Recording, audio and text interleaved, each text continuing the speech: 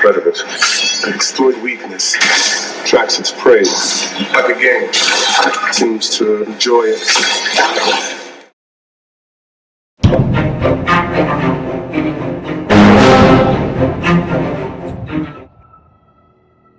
Do you know what my job description is? I'm in acquisitions. I look up and I catch what falls out of the sky.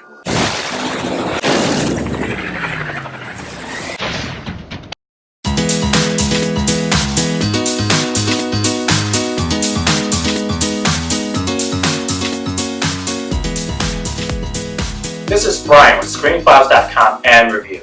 A few hours ago I saw Shane Black's The Predator, and it's a mess. It's not that great. It's entertaining, it's fun to watch. Not a great movie. But to be fair, let's look back a little bit to 1987 with the first Predator. Contrary to what you may think, the first Predator, John McTiernan's debut, was not a great movie. In fact, I would argue Predator is not even a good movie. Action out of the A-Team with more violence, and it has a really cool concept to elevate it. But the thing about the original Predator is that A, it's a very efficient movie. Commando team goes to place, they don't know what's going on, alien attacks them. That is literally the plot of Predator. And it works. The simplicity works for the subject matter. And B, Arnold Schwarzenegger. Arnold Schwarzenegger can't act. Let's be real. He's not a great actor. But in Predator, he's remarkably charismatic. You see him on screen and you're invested almost instantly. The accent, it doesn't help, but that's okay. He's just that charismatic. Though I would argue Bill Duke, who plays one of his associates, is definitely the better actor in that movie. He's intense, he's creepy, he's really interesting to watch. But he doesn't have the charisma of Schwarzenegger. So, as I said, Predator is not a good movie. It's just a well-executed movie. And it knows what it is, and it has no pretensions of grandeur. It just does the job. And that's what made Predator great. So let's move now to 2018 with Shane Black, who actually wrote the original Predator and Predators. As I said earlier, it's a mess. It's not a bad mess. It's watchable. Heck, it's entertaining. I enjoyed sitting through this movie. But that doesn't make it a good movie, because I like a lot of crap. It's not a good movie, but it's entertaining, and that's important. Where the Predator goes awry is when it tries to have multiple plot lines. It's complicating it, unlike the first Predator, which was relatively simple. This movie complicates it. A storyline about a kid who's on the autism spectrum, which somehow enables him to interpret the Predator language. This makes no sense. Not only does this make no sense, it's stupid.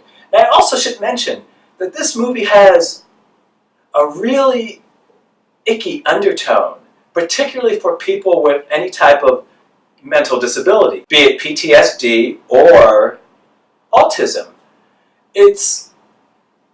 It doesn't understand them. Not only does it not understand them, it doesn't try to understand them. The little kid essentially becomes the equalizer without the violence, because I don't care how focused you are. It's another language, seemingly not based on any Earth language. All the autism, all the concentration in the world is not going to make that clear. That being said, if it were approached more cleverly, I could roll with that kid translating the Predator language. It's just that it wasn't. And somehow the movie posits that autism is the next development of humanity. Ridiculous. And they just roll with that. And it's such a dopey idea. And this whole subplot with the kid, the actor is a great actor. He's in Before I Wake on Netflix. He's been in other stuff. Talented kid. should not have been in this movie. Literally cut the whole language subplot. Why do we need to translate the language?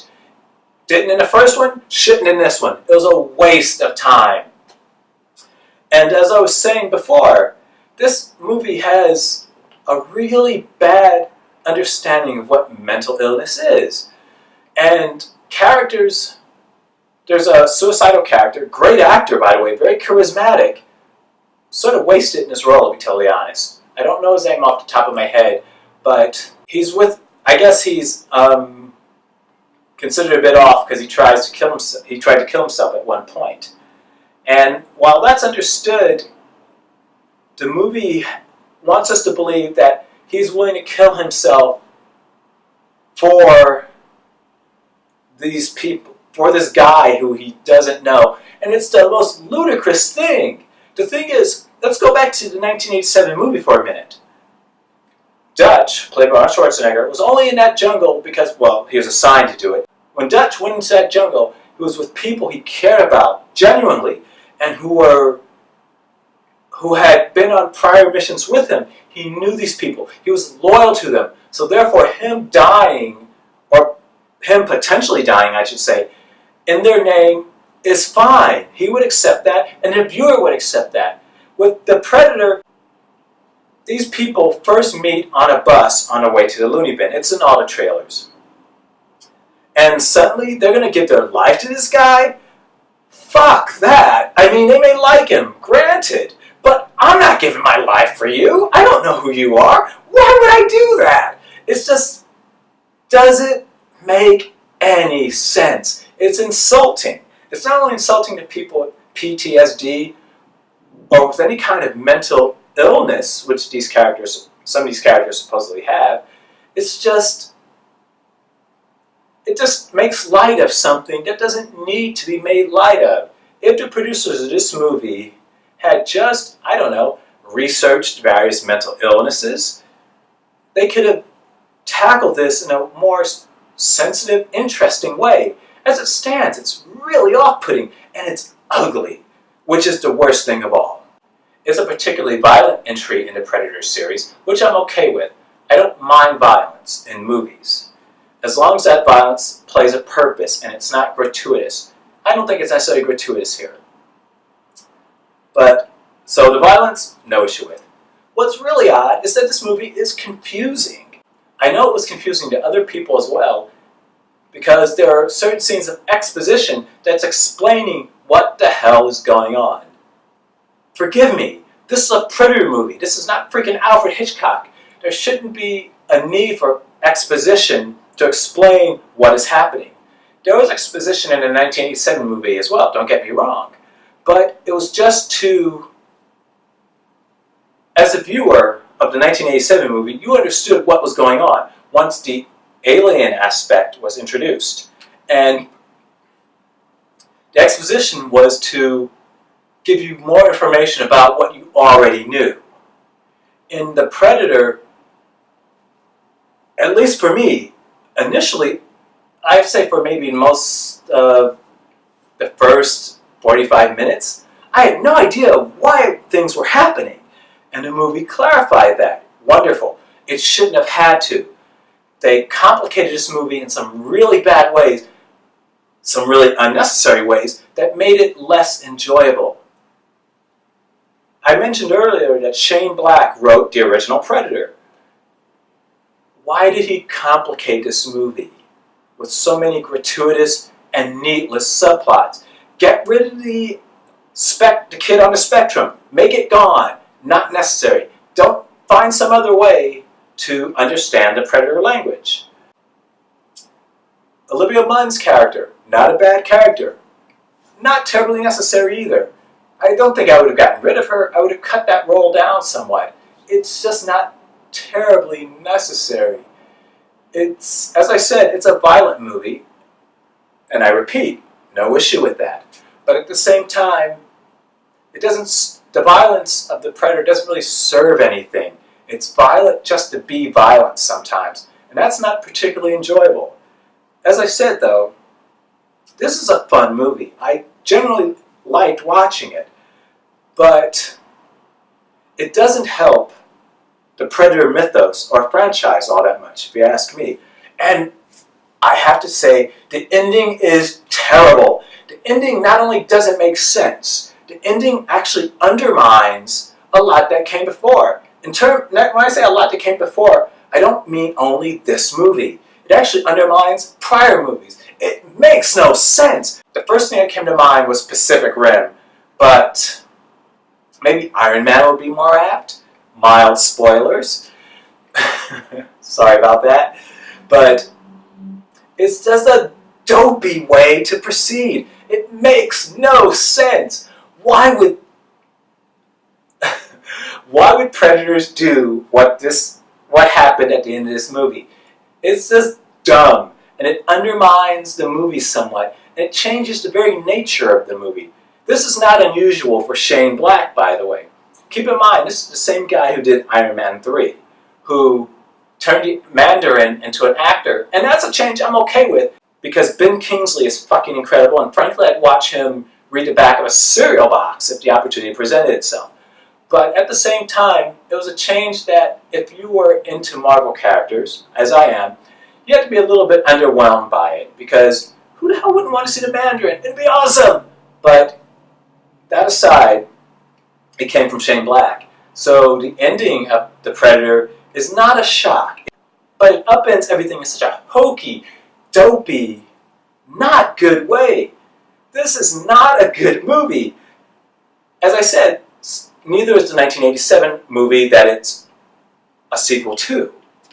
But this is a movie that's needlessly complex, that is silly, and that does things sometimes just to forward the script.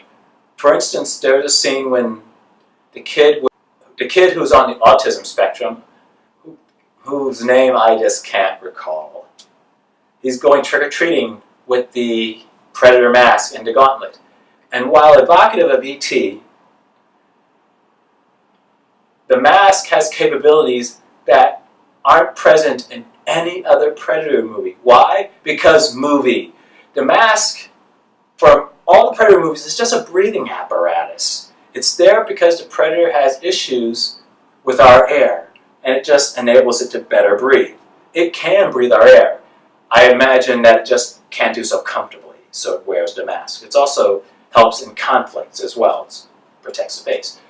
But the mask gains a capability in this movie that is just for the purposes of movie.